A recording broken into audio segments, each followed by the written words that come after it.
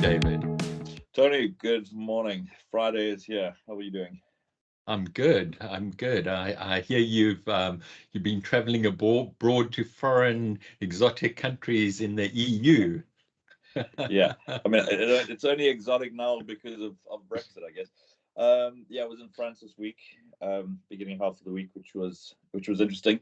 Had horrific experience coming back. So my passport is completely full. Like Yeah. to be honest, I probably should have got a new one by now. But it's completely full, and it's stamps upon stamps. But anyway, when I flew in on Monday morning, they stamped it, which was good. And then when I was leaving on Wednesday morning, the lady at immigration. So then I was catching the Eurostar back because I need to come straight into London, and there was a lady at the French immigration who went through about 4 pages and then realized the Herculean task that was ahead of her to go and find out where that stamp was, and she just refused. She just absolutely refused. She looked at me, and I was like, "Well, it's there. Let's just look for it." Absolutely refused, put it down, made me go stand in the corner, and then obviously the most French scene played out where it got escalated, and someone would come and they'd look through 4 pages and give up. And I was telling them, look, guys, we know how this ends, right? At some stage, somebody's going to find it, you're going to stamp it, and I'm going to leave. So we may as well get to that part now, right? Do you want me to look at it? And they keep making me go stand in the corner and like some, I don't know, like sharpening the guillotine as they were dealing with this. So it was, yeah, I almost missed my train back. I mean, it was just ridiculous. They just refused to do it. Just refused to look for the stamp in it. So anyway, it was escalated about 6 times. Finally, someone decided to pull in to do their job and found it and came back. This is there's some stuff happening in France and has been happening for a while that's just not conducive to an effective, happy society. And I mean, it's broad, and I'm sure if there was any French people listening, they may take exception to that. But I'll tell you why I say that is I think that the French have always been great philosophers and thinkers, and very forward thinking. And I think as they've thought about the society they want, obviously coming out of going all the way back to the French Revolution and for the people, and they've just kind of pushed everything further and further. Like an example would be, you risk financial fines for sending emails outside of office hours to your employees. Okay. So that's completely protected. 35-hour work week. Lots and lots of things that have been put in place, and you can understand why they're trying to create this society, this society that's beneficial to all of those who participate in it. But the net result of it is obviously having the absolute opposite. It's impacts. It's very difficult to do business there. Lots and lots of things. Like it's challenging. It's certainly not a market that I think capital would flow readily into. The cost of hiring and firing is huge, and the risk associated with it. And I don't even think so. So certainly not helping from a competitive point of view. And obviously, other markets that don't have these things are just are just way more effective, right? I mean, imagine trying to compete with China or Taiwan or Hong Kong, even with something like that. So it's kind of this broken system, and I think everybody knows it's broken, but it's just what do you do about it? The retirement age was what, like six. Just fact check this, but it was, I don't know, 61, and Macron wanted to move to 63, and there was rioting in the streets. So it's and people aren't happy. I don't think it's delivering the results. So anyway, there's a soliloquy on France for you. Have you spent much time there? Yeah. So yeah, I've spent quite a bit of time there, mountain biking. So France is one of my favorite destinations in summer, and I did a road trip last year from Rome to Paris and spent a big chunk of that in France. And my observations are fewfold. The one is that Paris is definitely not France. Paris is an anomaly. The same way London is not Britain. Yeah. And this isn't a unique phenomenon to France, but you've also got this dynamic in play that young people with agency, ambition, by default leave. They will go to London, they will go to New York, they'll go to San Fran, and what's then left is for lack of a better word, people happy-go-lucky, mediocrity, people who like the status quo. And, are we not now seeing a rules governance system? Even where I was in Morzine, Leger, in the Alps, the service workers, people working in the service industry, almost are never French. They're Brits, they're Australians, they're South Africans, they're people who've come across, they're people who the employers know are not going to work to these hours that you've described. They're hardworking individuals. Yeah, for sure. I mean, it's interesting because potentially, I mean, as a country, I mean, it's got a lot going for it, right? I mean, like I say, I mean, a well-educated, populace who are, very smart and capable, and obviously agriculture is massive there. It's a big country. It's probably, I think, second to Ukraine in terms of European agricultural output and whatever. So there's like there's a lot going on. A big country and well positioned in Western Europe, but yeah, it's just they need to throw off these shackles and kind of just I think be a bit more forward looking. But it's tough. It's a tough one to break. It is a tough one, and I think the history it's not gonna age particularly well because the US economy just is absolutely unstoppable. China, even if we throw a healthy dose of skepticism to their growth numbers, their growth still has been extraordinary. And then you have the old world who had this capital, had this infrastructure, had seemingly solved the problems which the new world still had to solve, but are certainly we're not seeing any groundbreaking innovation or to your point around happiness. They're not, for the data I'm seeing, they're not ranking particularly high on the happy people index. Yeah, exactly. And then there's a degree of arrogance as well. And I remember having this debate with a very dear French friend of mine, and he was like, is arrogance maybe linked to enlightenment? And I was like, no, I definitely see humility and very different traits linked to enlightenment. Yeah. A great example of the unintended consequences despite good intentions. Because all of these things were put in place for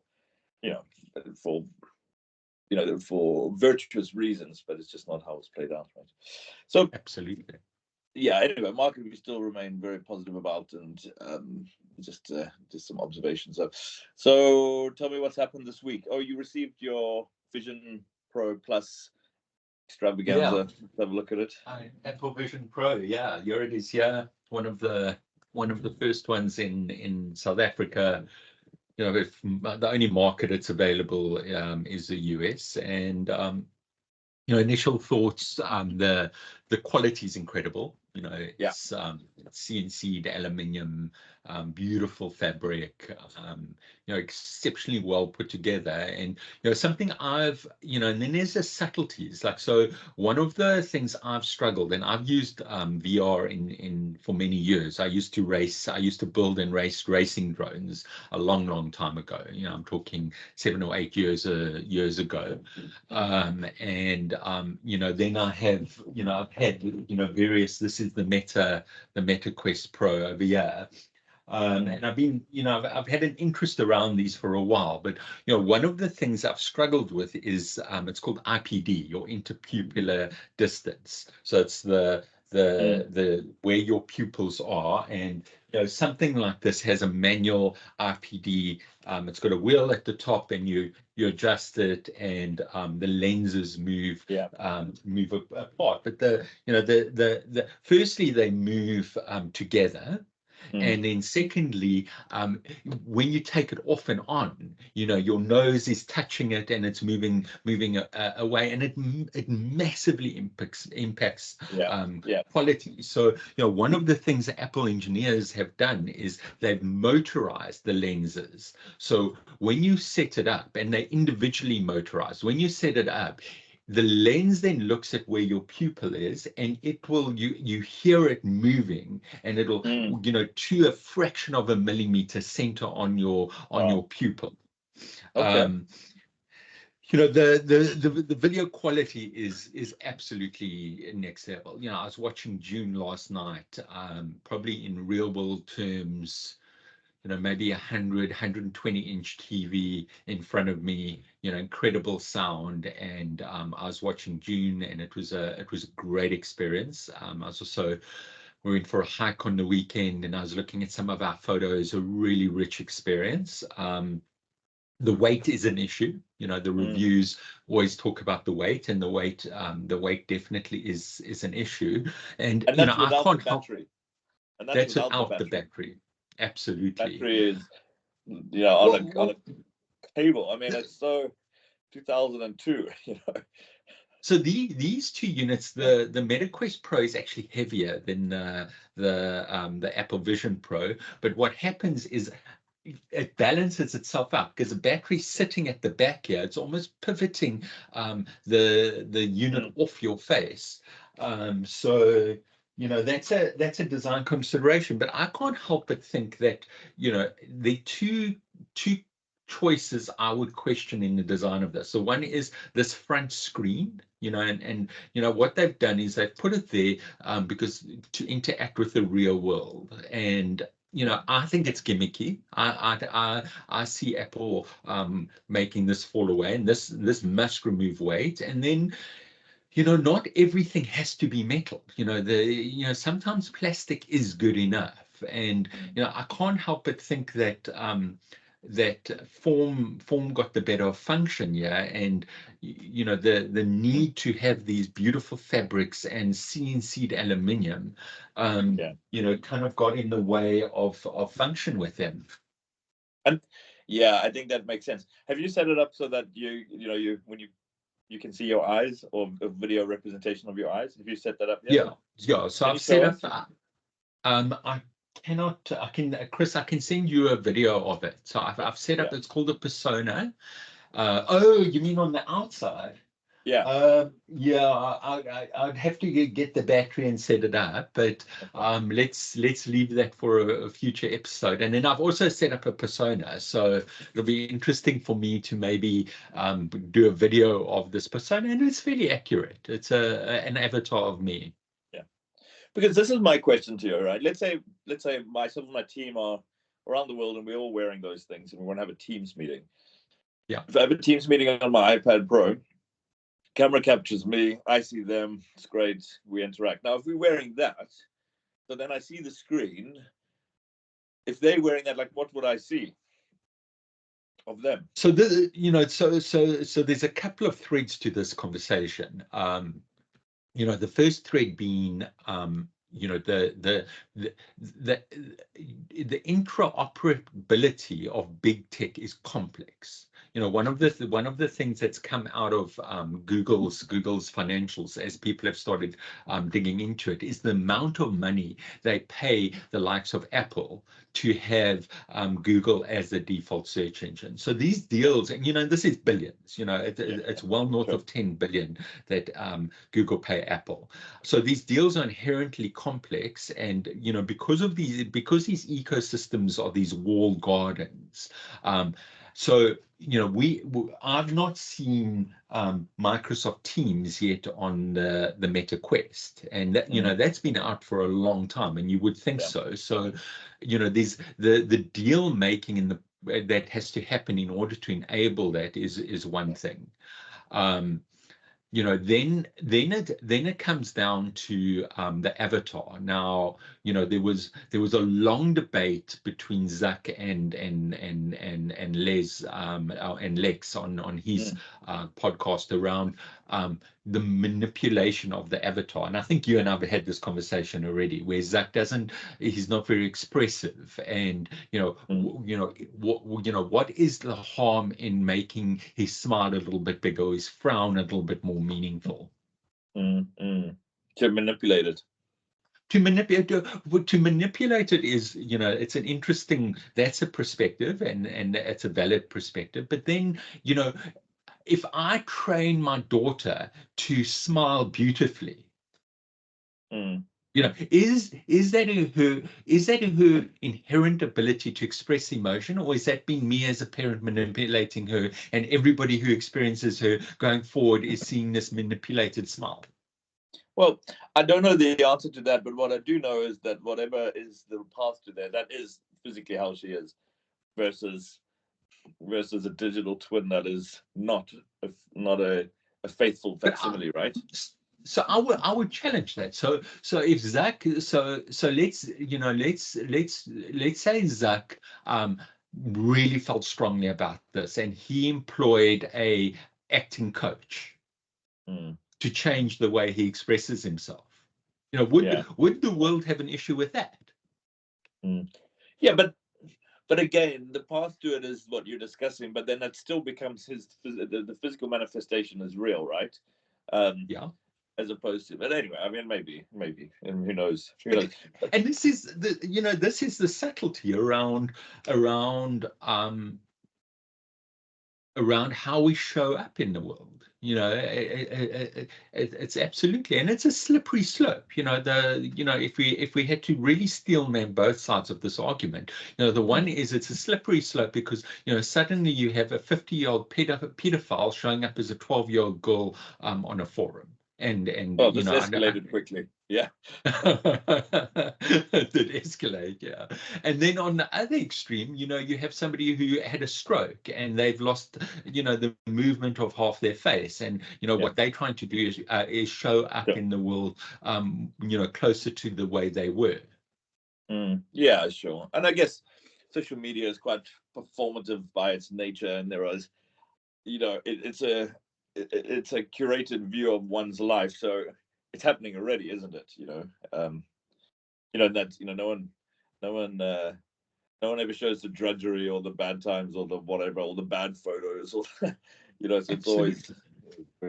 Just going back to Apple for a second, and your it's called Vision Pro, right? Yeah. So just checking in to see if we found any use cases for it yet. As a civilization, media is for now the use case. I would say travel is another use case. I do want to stop test you there for a second. Sorry, on those, and then we'll get to the other point. It's an evolution of what is available already, because I can put my iPad in front of me in a plane and I can watch things, right? Absolutely. So like, it's not unlocking anything new. Like the Apple Watch unlocked a lot of new things because it was this 24/7 constant monitoring of your vitals and whatever else. And this was like, you've started to go into new territories there. This is not that though, is it? Not yet. It's not that, no. So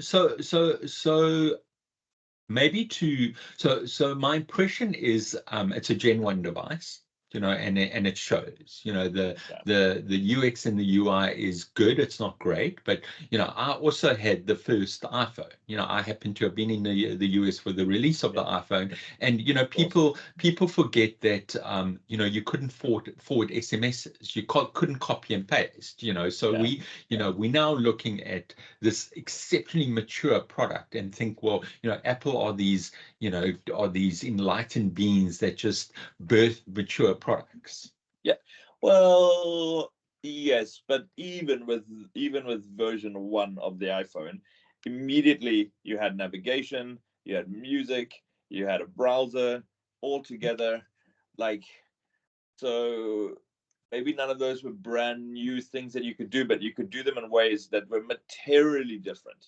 They were materially different, and probably some of them you wouldn't have access to previously. I remember the first sat nav that I got, which is a Garmin, and I want to say this is back in 2004 or 5, and it was about 5,000 rand back then. Now, that was like a significant amount of money. Back in maybe 2004, even, like a massive amount of money. So, and then all of a sudden it was on the phone and all that. Like, it's a V1 on the phone. Like, it sold millions, and it immediately had all of these use cases, etc. So even though this is version 1 and there will be improvements coming, I'm not, the core reason for its existence, we better hope that there's something comes up quickly, or else there isn't going to be a version 2. So I agree with you. So I don't think this is the iPhone moment for VR. I think we're ways away from that. And when we typically have these step changes Yeah, in technology, um, it's a maturity of multiple technologies being consolidated into one. So your yeah, example of the iPhone is a great example. It was the iPod, it was navigation, it was phone, it was yeah, beautiful yeah, yeah. screen. It was a whole bunch of things coming into one. We're not there yet. My view is that we 5 to 10 years away from that. And for me, the things that are missing are things like the form factor needs to be smaller. It needs to Yeah. resemble more of an eyewear. The battery technology needs to get better. It needs to take something away like the iPhone did. It took away your GPS. It needs to take your phone away. It needs to take your iPad away. It needs to take your computer away. Yeah, yeah. Okay, time will tell. Talking of Apple, they're obviously canned their car. Yeah. The biggest worst secret had always been the car, right? So yeah, thoughts. I mean, obviously, how many people do they have working on it? Was it 2000. 2,000 people working on it? And by the way, I would hazard a guess they were probably not the cheapest people either. It cost your company 300 average at Yeah. least. Maybe Yeah. that's probably Maybe even there's probably five. some naivete there around that. Yeah. Somewhere between 300 and 500 times. But I mean, it's just astronomical, right? I mean, yeah. How do you get to the stage? I mean, what have they blown? I mean, I don't know. I mean, they make a ton of money, and I think that it's obviously hasn't hurt them too much. But huge, huge, huge. I think, and it comes down to innovation, and innovation is hard. And part of being an innovator is you need to be willing to be wrong, and you need to be willing to be publicly wrong. Mm, And you don't think they have a culture that's supportive of that? I think the real innovators in Apple are no longer there. The real Yeah, hardcore, the Steve Jobses, the Wozniaks, the Johnny yeah, Ives, those people are not there for yeah, various reasons. yeah, sure. And a lot of where they had success, the iPod I think if I remember correctly, they bought a company that was somewhere down the line on that, and they Yeah, brought the talent yeah, over, and General that guy. Magic. Yeah, exactly. And so then they identified the right people, and also went. But on the car, I'll tell you why they just screwed it on this anyway. To start is, first, it's amazing how none of it ever leaked. Like, how did we never ever see a version of this? I have been reading, they say first-hand accounts, people worked on it, and it was quite disparagingly referred to in the building, in terms of the way it looked like a loaf or something. Anyway, but it doesn't seem like they're ready to prototype to a stage where this is a winning formula, right? Like, we've got something here. But Elon always says that the scale up is 1,000 times or even more, 10,000 times more difficult. Like to productionize, to build the prototype is one thing. If you're a tech company, you should be able to get there fairly quickly. But like he just says, like, living hell, absolute living hell, sleeping on the factory floor, erecting tents to do production, like just really production hell. So if they couldn't even get there, I mean, what would the scale up have looked like? Although they're very good at managing supply chains, but it's different, isn't it?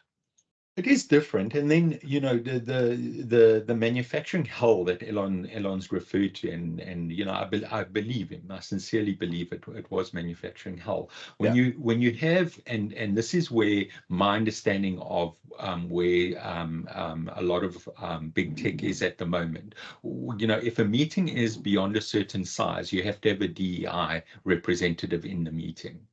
Okay, look, let's just have a look. It only took us 22 minutes before you got to bang your drum on this. All right, take it away. So, how do you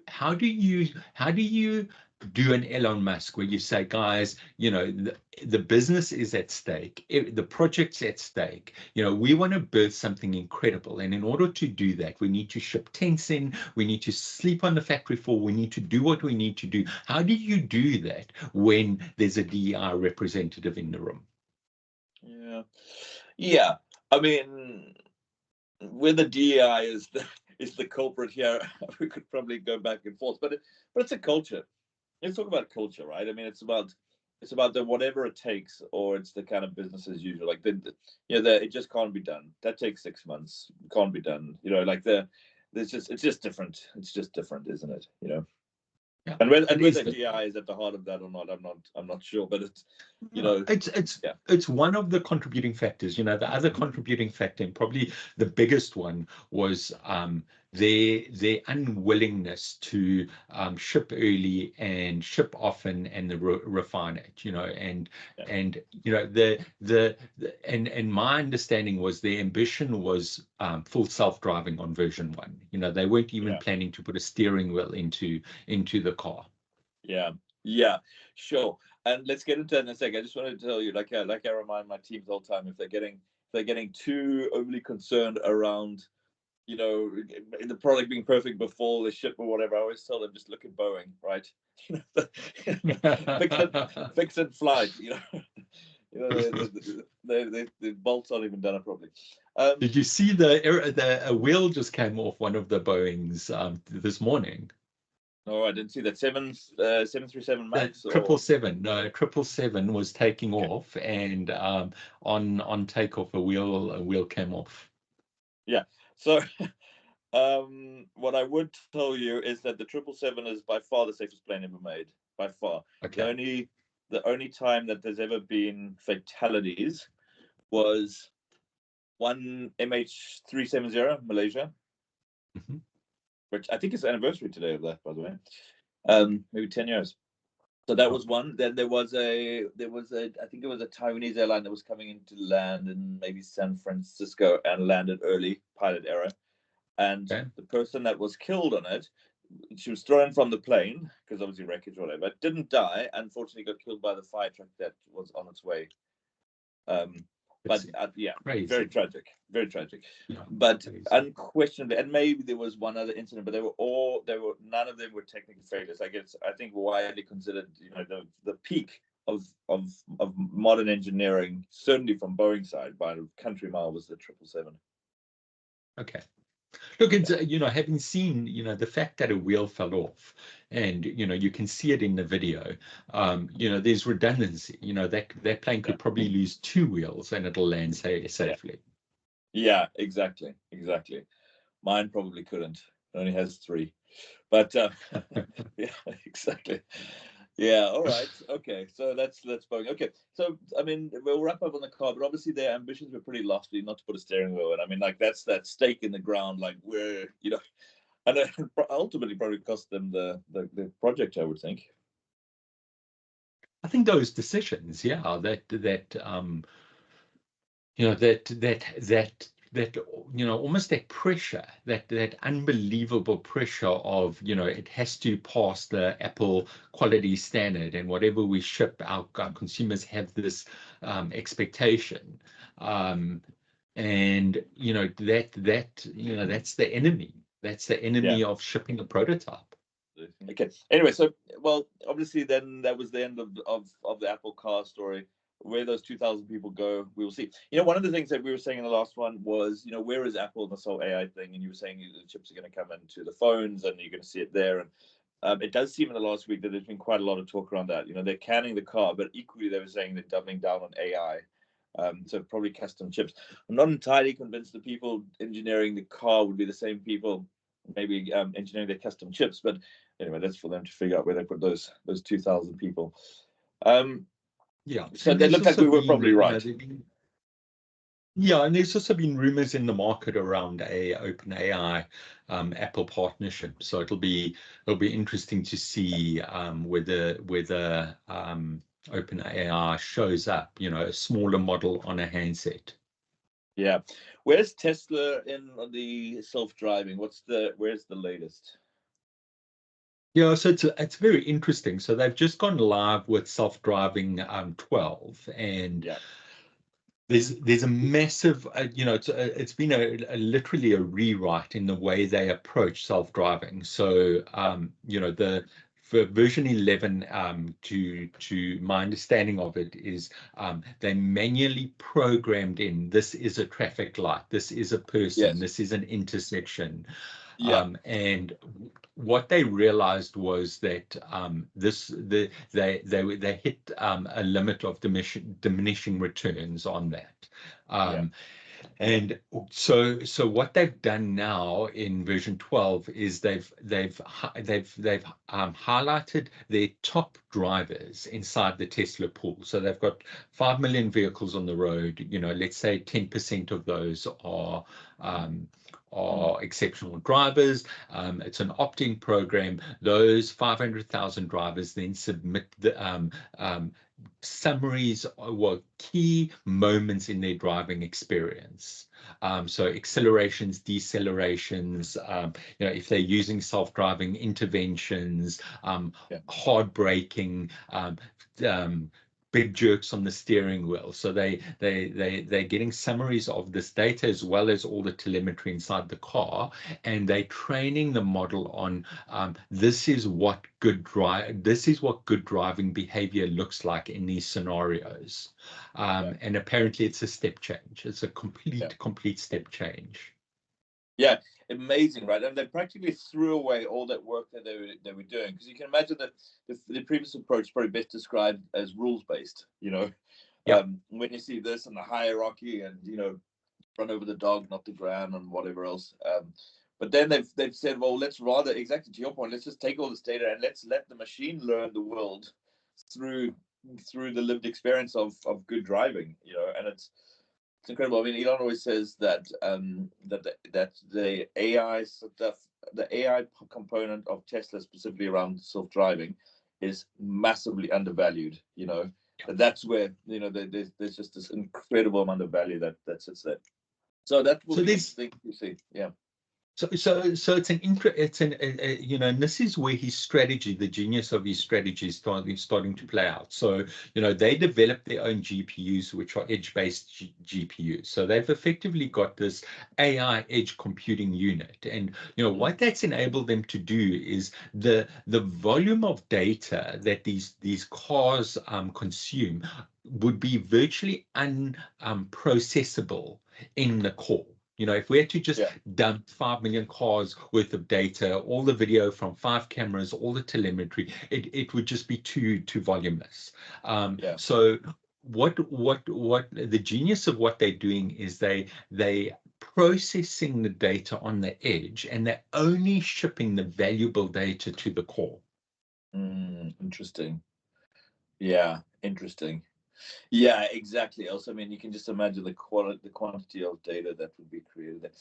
I mean, that must be huge, right? I wonder how many terabytes of data they're creating every hour. Like edge, as you say, with on site, if you will. But yeah, amazing, amazing. Probably rivaling YouTube for the total amount of of Yeah, data that's being created, right? I would imagine. it's absolutely. And then, the data is relevant. The challenge with YouTube is, how do you filter, how do you filter out the weeds? How do you classify this data? As much as it's voluminous data, and there's absolutely value in that. I think Mm. if Google are able to build models around video, and that data set is incredible. It's absolutely incredible. um but for me at the heart of this comes culture. And Mm. I think this is where Elon's companies are um different to almost every company that I know. The courage to be able to say, after 10 years of building on an architecture and a model, the courage to say, this is not going to take us where we need to go. We need to pivot, abandon this, and go for this architecture. Yeah. Yeah, exactly. That somebody is not afraid of he's well familiar with the sunk cost fallacy, Yeah. But it's massive. You can imagine. And also, incentives drive behavior, right? More than people being good or bad. It's incentives, right? And now, when teams are being created and there's work and every day you come in and you're doing something, etc., to go and blow it all up and say we're no longer doing this, because almost certainly the new approach requires different structure, different teams, whatever else, completely different skill set, or there would be different skill sets for sure, to go and do that, organizational momentum often would just mean that it would be a very, very difficult thing to do, but they did it. They clearly did it. They did it, but I can't help, and you raise a great point there around incentives, and I think incentives drive behavior with certain cohorts of people, but I'm not sure that monetary incentives necessarily motivate engineers. And I think that one of the geniuses of Musk is he's got these very ambitious, lofty goals. He's getting smart people to work together. He's resourcing them well. Yeah, sure. So it's the mission, it's the cause. Yeah, I guess so. I guess that's right. But turkeys don't vote for Christmas, right? I mean, there is always going to be a little bit of protectionism. I'm sure does exist, right? So obviously a great example of a company that can pivot and can move. And I don't think necessarily it's not a chill place to work, but no. I think rewarding in itself. Then obviously we're talking a little bit about Google. You posed a question around, how do you change what is clearly a culture that's not it's not delivering what needs to be delivered. And you spoke around maybe you go right to the top, right? I think was what you were suggesting, and I was probably a little less aggressive on that. But I mean, the more that I look into this and the more that I see what's happening there, it does seem to be a bigger problem than maybe I had anticipated.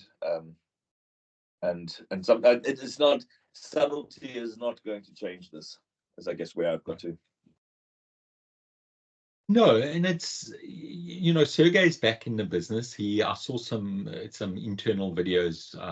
Don't know if they were leaked or made available. I think when a guy like Sergey speaks to Google employees, it's as good as speaking to the public. By the way, you were meant to see them.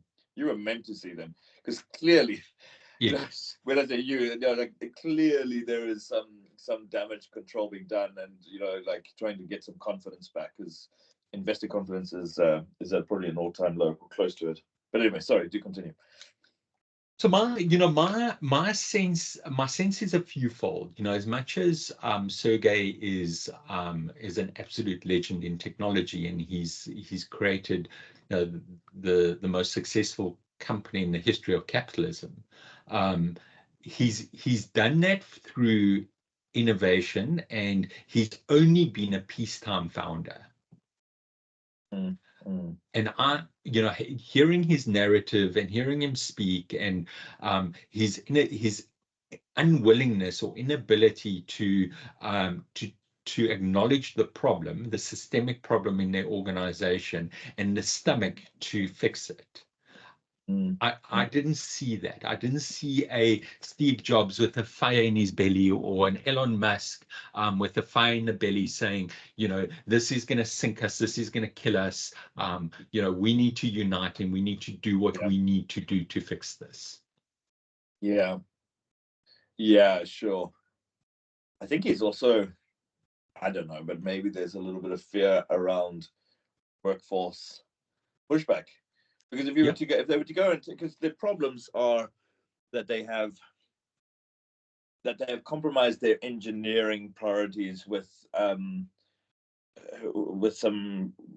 social, some social priorities. So I'm opening the door for you there. Some red meat coming your way, but you start saying, well, guys, that matters less and this matters more, and you can hear the outcry. You can hear the indignation and the, I mean, it's all. I mean, I'd say all. I mean, the majority of it, I think, is probably not authentic, but you can just hear it, right?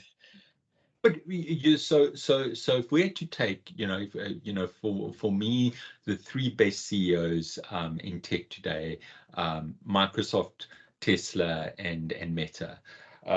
So if you're to, and Elon Musk has really written the playbook on what he did at Twitter. He saw this coming. He thought about it. He was like, how do I navigate this organization with a broken culture where there's a social narrative that's taken over? And his playbook was simple. Come into the organization, identify who's actually doing the work, and then fire 80% of the people. And of that 80%, you're going to lose some of the people who are doing the work, but you're going to retain enough to keep the ship sailing. Yeah, exactly. But I mean, he's got to the stage in his life where he cares very little around what people think, which makes it a lot easier. I mean, sometimes he should maybe care a little more, potentially. But he didn't need to be loved by those 10,000 or 8,000 people, whatever it was. Like, he was. In fact, I think he relished smashing it because he could see, he could. There was the ideological war, effectively, around, what he would say would be freedom and of speech, and what they would say is obviously, engineering society to be just, and this is probably a generous view of their approach that I'm giving, but he obviously looked to smash that. One of the questions that what's his name, Peter Thiel, one of the questions he always asks people is, what belief do you have that the majority of people don't have? And it's quite an interesting question because he uses it at dinner parties and interviews and everything else. And for me, the answer, and it's not everybody, but I'd say the majority don't necessarily have this. I don't think people have the stomach have the stomach to see out freedom of speech, freedom of speech and what that actually means in real life. Everyone's okay with it until it gets messy, and that's when it matters the most, because that's when it's tested. And clearly, it's never about liking what you hear. In fact, it's the opposite. It's around defending somebody's right to say it when you don't like it, when it is offensive, when it's when it's contrary to your beliefs or whatever it might be. But that's the metal test of it, because by doing that, because it's one step away from the thought police, right? Because if you don't, if freedom of speech is not enshrined and protected, at some stage somebody gets to decide what people can and can't say. And I can promise you, it is never the people that make the loudest noise around it and whatnot. Like, they don't realize how they would be the most at risk in these situations. Anyway, absolutely. There, No, I got your bandwagon a bit. No, and I think so back to, let's apply this conversation to Musk, and we could apply to any public figure, but there's something inherent in our want or our need to put people on pedestals. And for me, that's the beginning of the failure, because when I look at somebody like Musk, I can admire him for his engineering prowess. I can admire him for what he's done at X, turning that around. And at the same time, I can look at a tweet of his and say, that's absolutely bonkers crazy. Yeah, sure. Yeah, exactly. Two things can be true at the same time, right? Absolutely. And it's this subtlety and nuance that seems to have been lost in the world to an extent. And no more so than politics, probably globally, specifically in the US as well. And it's just, people just don't realize that they're playing blue team, red team. It's like, where everything is right and everything is wrong. I'll give you a good example, right? Because there was the state of the, I think, so let's have a look at this. So Biden went before the House, right? State of the Union. So CNN, who are what they are, said Biden delivers freewheeling speech with unpredictable moments. So, I mean, because obviously they play their side of the game, and obviously Fox News plays there. So it really is red team, blue team here, and CNN are as bad. I mean, people may perspective, but as bad. But you can imagine, like that's not an honest headline. The honest headline should be, like, this can't go on any further. Clearly, this gentleman needs to go and enjoy his latter years. He's not fit to run the country, right? I mean, it's just, yeah. I mean, like, when they talk about freewheeling speech with unpredictable moments, like, that's like, when you're sitting around for Thanksgiving and you hope your granddad doesn't start saying something racist or something. Like, it's like what are we dealing with here? Anyway. But yeah, the nuance is lost. The nuance is lost, and then there's a healthy level of cognitive dissonance. So it feels like with politics, I choose somebody who who philosophically I'm semi-aligned to, and then I apply a healthy level of cognitive dissonance to everything around that individual, which objectively is not healthy. Yeah, exactly. Look, people are tired of this. I think they are already. I think it's still the flames are still being fanned, but after a while, people will tire of this, and they'll realize that it's just divisive, and it's and it's just not true. These kind of fake things.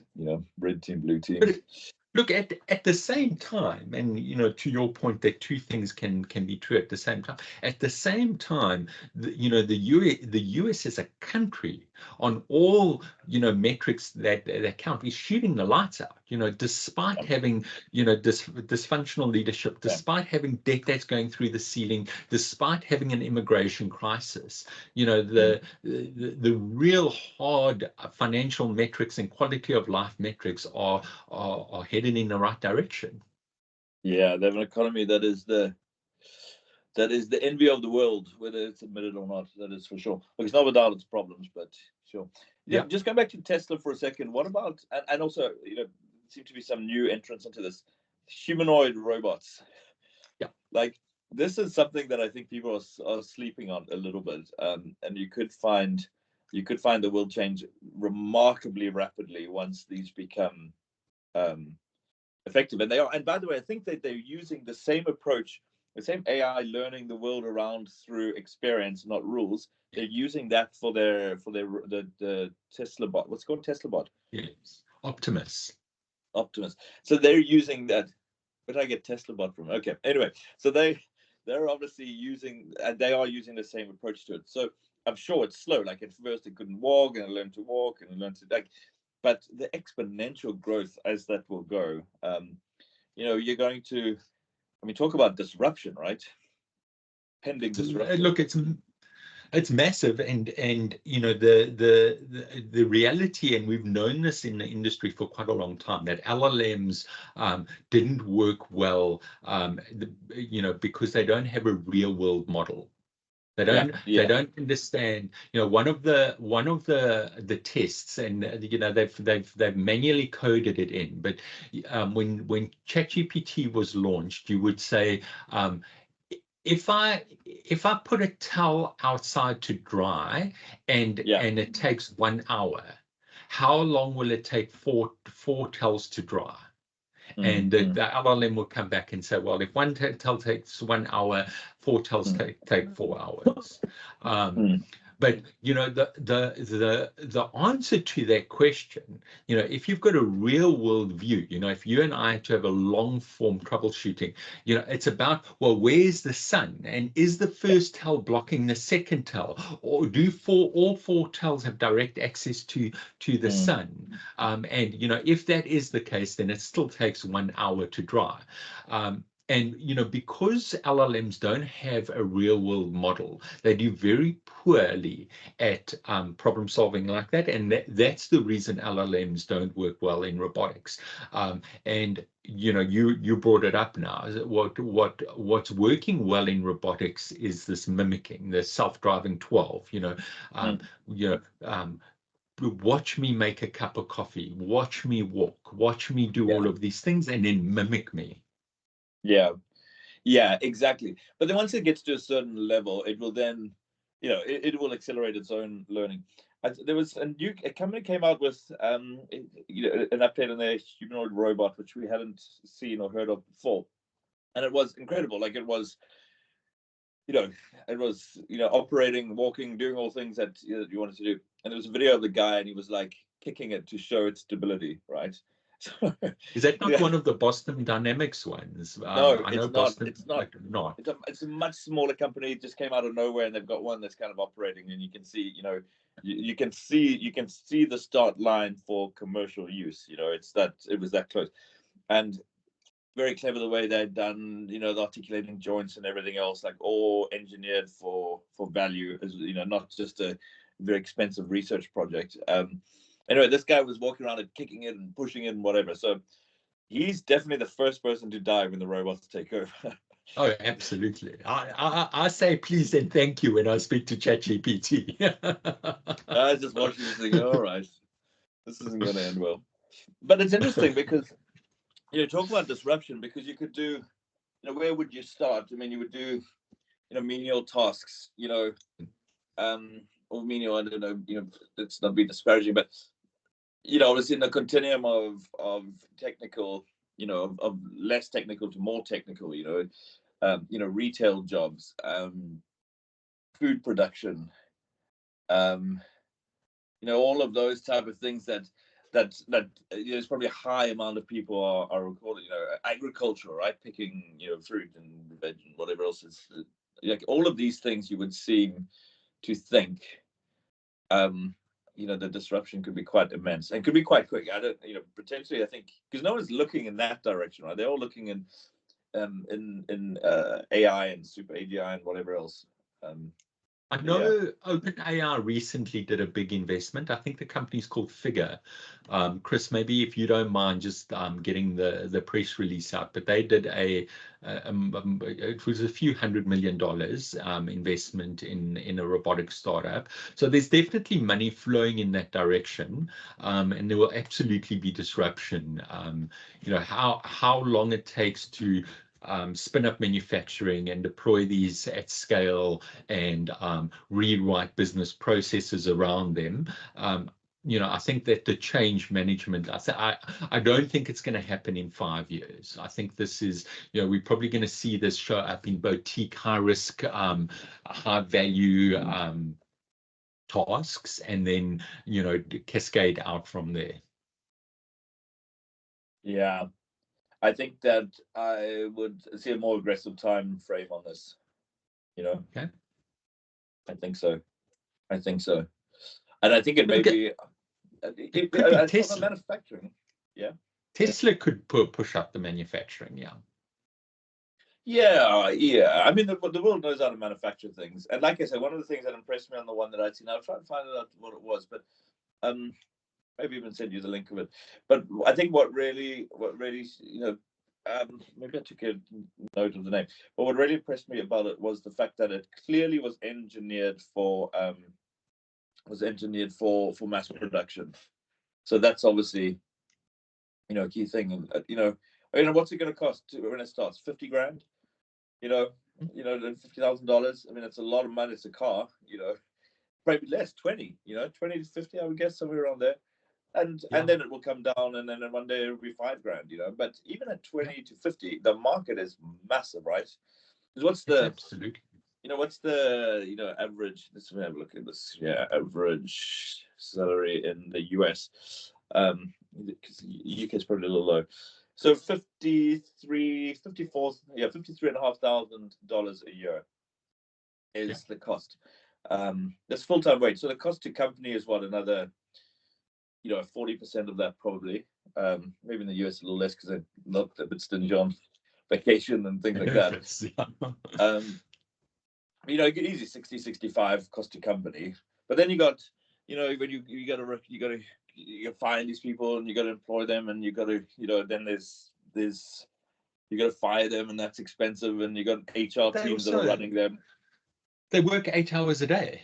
You know, a robot can work 23 hours a day or 22 hours a day, do charging and repairs and maintenance and continue. A robot can work 7 days a week. A robot can work 365 days a year. So, you know, if we really start building out a like-on-like comparison, a robot, you know, once it's trained and you've got the errors out of the system for that task, it doesn't make tasks. It doesn't make errors. Yeah. So, exactly. You know, for a specific use case, the output is a few factors higher. Yeah, exactly. So at 50 grand, the economics work because, you know, typically you don't get your money back in a year. You know, you get money back in 3 years is usually not a bad. 2 years is good. At 50 grand, you're already where you need to be. So it's interesting, you know. I don't know. I think this is coming sooner than we think.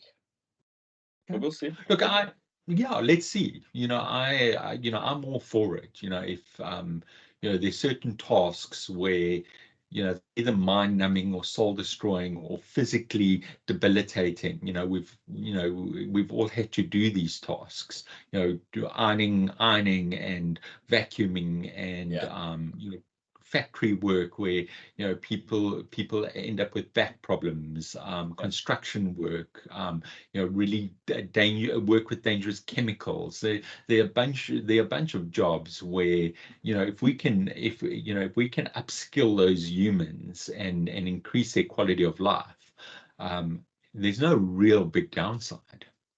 Yeah, exactly. Yeah, for sure. And I mean, what did you spend on that Apple Vision Pro?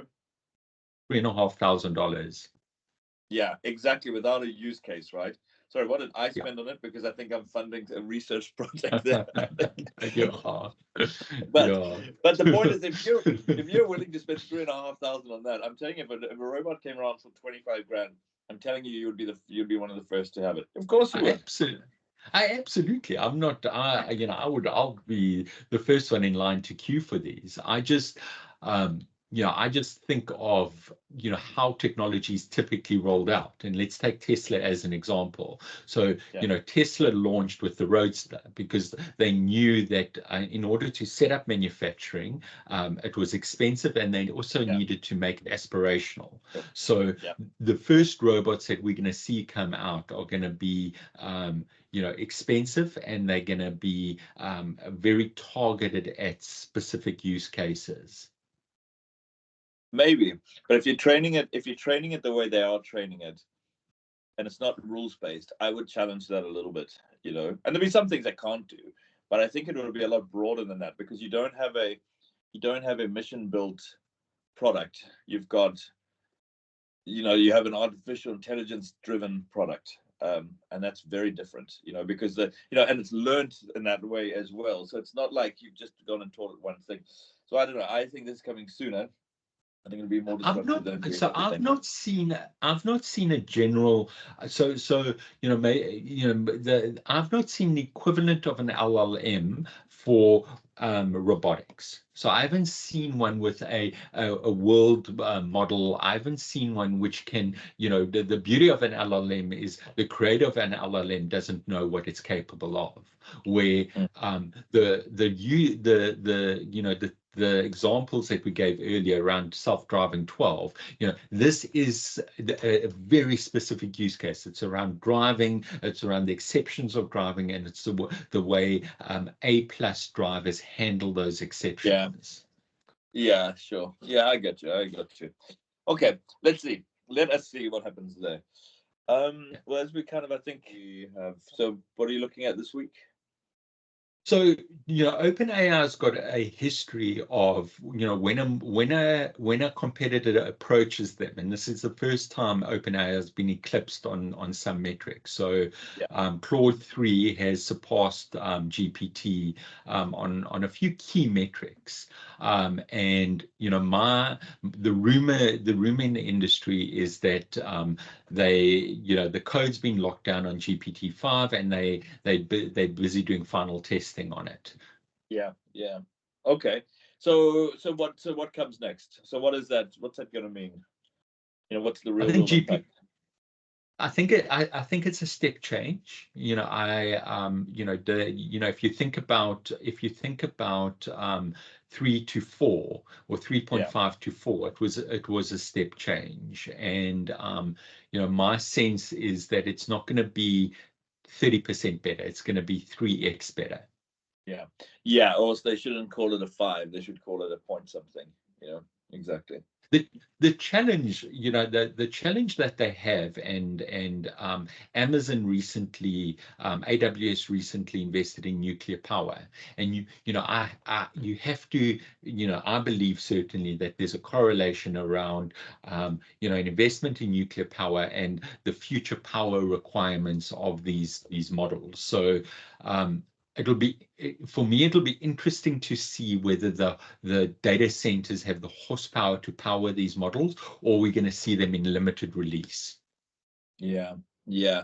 Well, I think it'll start as limited release, and then, we know from the work that we've done, you find efficiencies as you go. But that's why I think some of the stuff that we do now, where we're ring fencing compute, specifically AI based compute, means we're not going to be fighting for compute capacity when we need it, which I think is good. One thing I want to give you an update on is we launched a new CRM program in our CRM platform in our business this week. By launch, we went into the first two of our depots. Now, I've never seen a business more anticipate a software solution quite like this one, because obviously we've been lots of business engagement or whatever. I mean, they just can't get it soon enough. Incredible, right?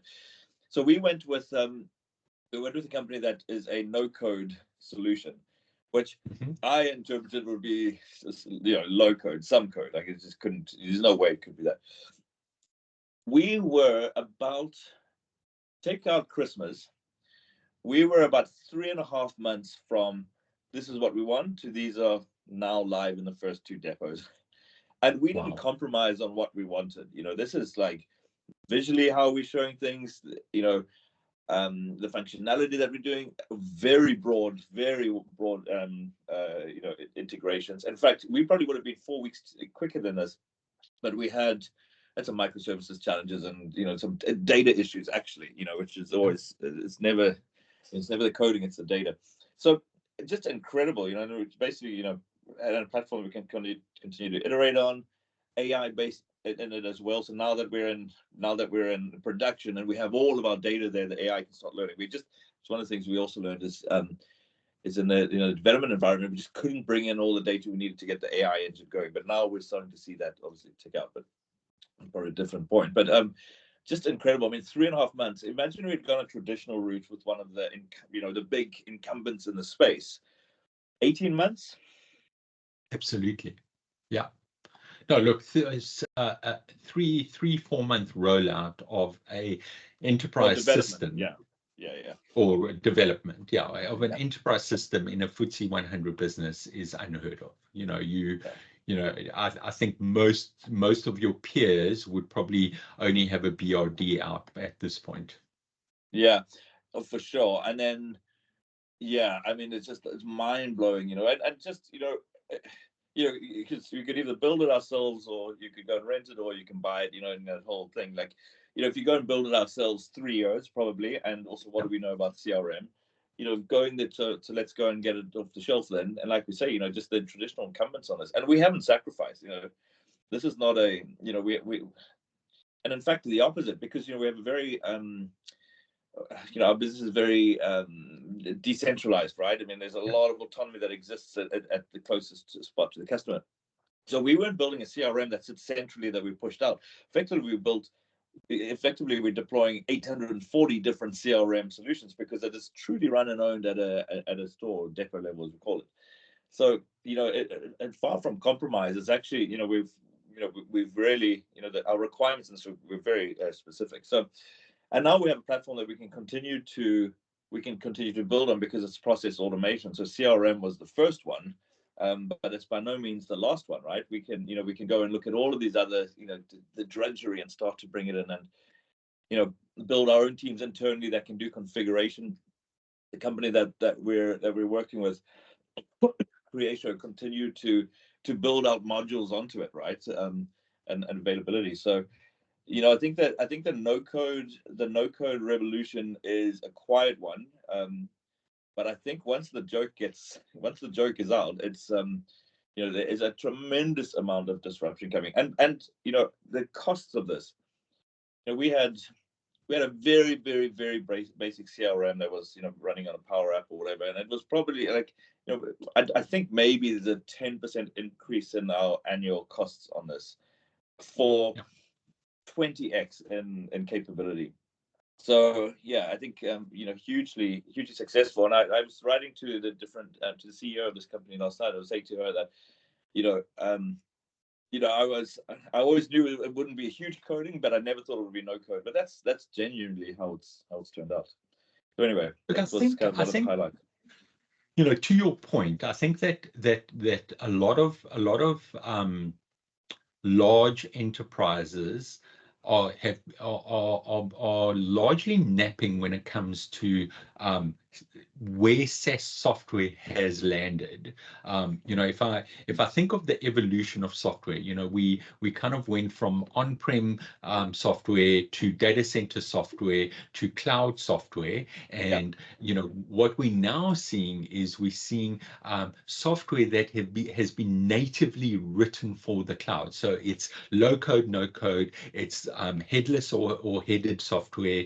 It is microservice orientated.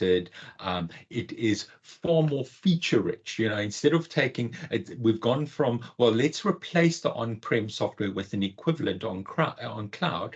You now have the more features than any company could ever deploy on-prem. It's not even comparable. Yeah, exactly. And it's the last thing I'll say on this, because I know we're out of time, is the move to browser-based versus local application is massive, and it is that architectural change is more than subtlety.